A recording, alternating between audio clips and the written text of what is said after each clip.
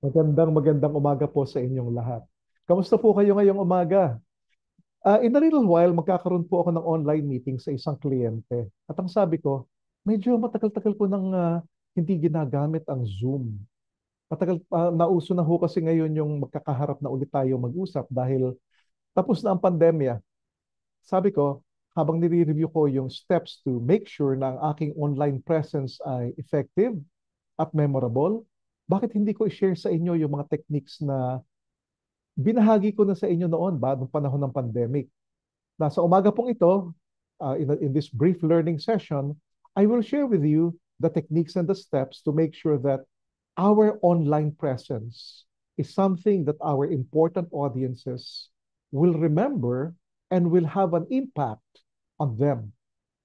Now, ito pong pag-uusap nating maiksi ngayong umaga will be valuable to you kung ito po yung mga tanong ninyo sa inyong isipan.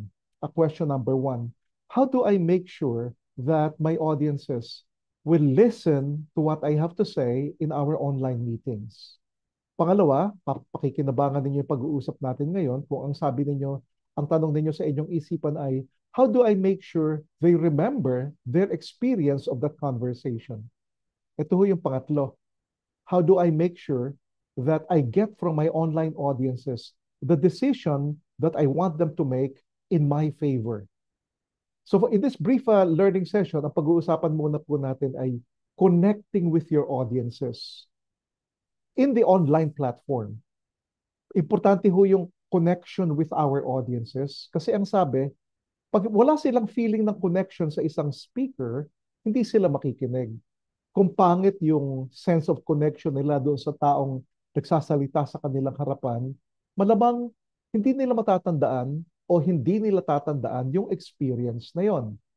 At kung wala silang sense of connection, hindi nila natandaan kung ano ang ating sinabi at hindi nila natandaan yung experience na yon, malaki ang possibility they will not make a decision in our favor. So today, pag-usapan muna po natin yung visual image. Now, mag-step by step tayo. How do we make sure we create a powerful visual image when we present ourselves to our online audiences?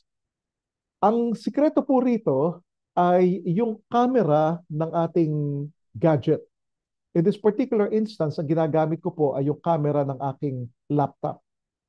So mag-step by step tayo kung ano ang kung ginagamit ninyo sa inyong pakikipag-usap sa inyong online audiences ay ang inyong computer, laptop, o desktop. Now, ang first step is to make sure that our distance from the computer ay tama. So, ito po ang rekomendasyon.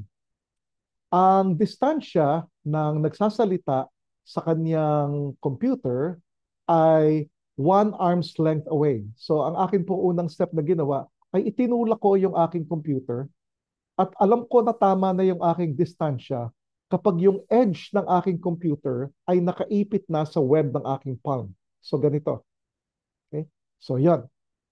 Pangalawa, kung naitulak na ninyo yung inyong computer ng papalayo sa inyo at ang distansya ay 1 arm's length away, ang susunod na tanong ay, uh, saan ako titingin? So ito po ang importanteng ingredient sa connection natin with our online audiences. Now, ito ho ang rule, napakasimple. Kapag ikaw ay attendee, uma-attend ka ng online session, at hindi mo turn para magsalita, hindi ikaw ang nagsasalita, hindi ikaw ang presenter, ikaw ay attendee, okay lamang na nakatingin ka sa screen ng iyong computer. Katulad nito, nakatingin ako sa screen ng aking computer. Tinitingnan ko yung aking image.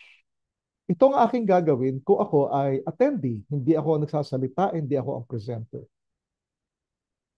Magbabago yon kapag ikaw ang nagsasalita, ikaw ang presenter, ikaw ang most important person at that particular moment in the online interaction. Ang rule ay, doon ka tumingin sa camera. At habang nagsasalita ka at kinakausap mo ang iyong audience, nakatingin ka sa camera, katulad ng ginagawa ko ngayon. Now, ang sabi sa akin, Archie, hindi ba ang rule ay look at your audience straight in the eye? Ah, yung technique na iyon ay nag-a-apply sa isang physical interaction.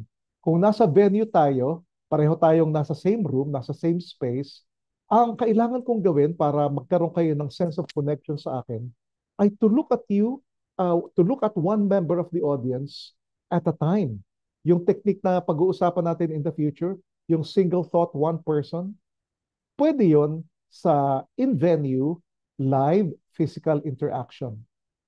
Pero kapag online, para makreate natin yung feeling na kinakausap natin ang bawat isang nanonood sa atin online, ang technique ay kausapin mo si camera.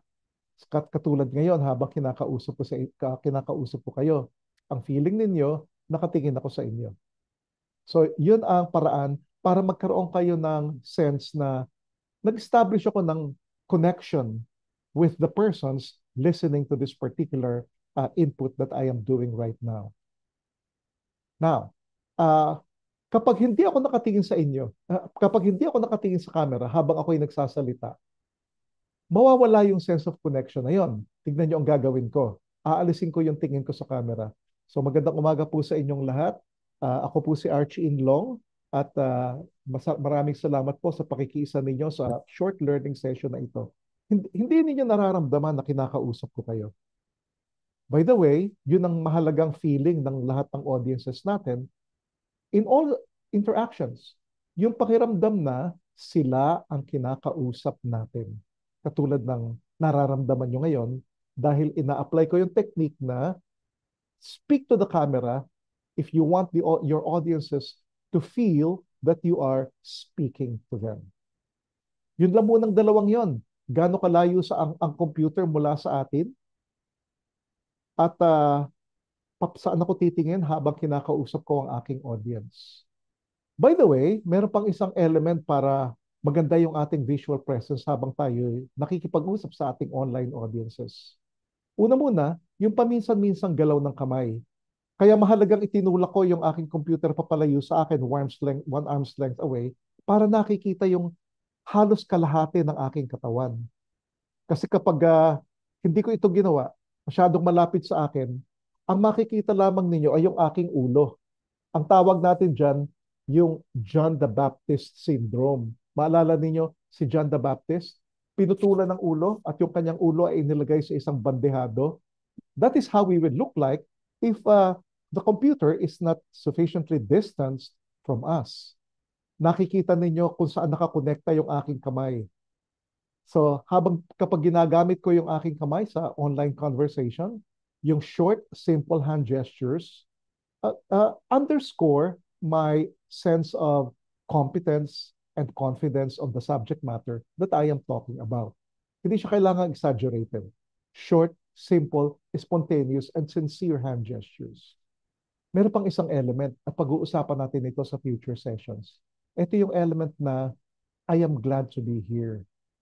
Kapag tayo nakikipag-usap sa ating online audiences, make sure that we make them feel that we are glad to be there.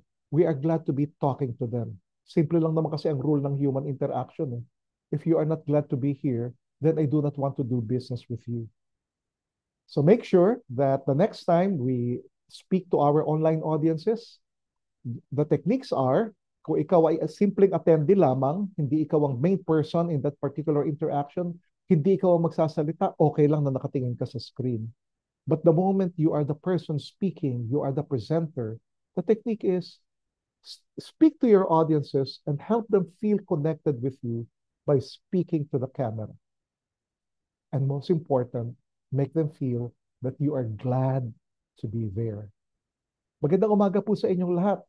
Muli po, ako po si Archie Inlong, NPI Communication Consulting, and I am glad to be here.